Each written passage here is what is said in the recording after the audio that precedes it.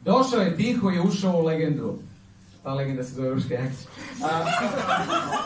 Znate ga svi koji čitate urbanu poeziju.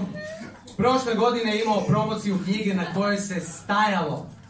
Organizator je zaboravio da nabavi stolice. Za njega kažu da je stao na ludi kamen, ne zato što se oženio, nego zato što živi u Mirjevu. Dame i gospodo, slaven došlo slam poezije, Miša Jović!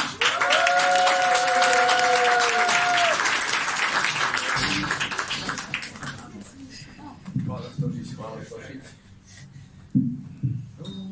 Pre svega bih volio da čestitam mojih prethodnim učesnicima, stvarno svaka čast, kako su izveli sve ovo.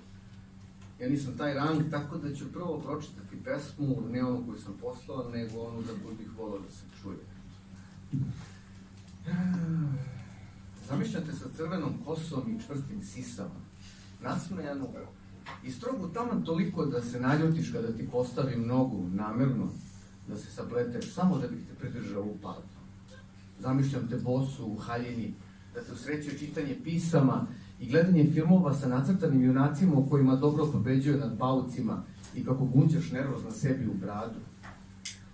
Zamišljam te dalje, kako te nerviraju sitnice, obične i male, da ti stopala žuljaju visoke potpetice, dok gaziš kroz ulice opale sitne grane po Beogradu.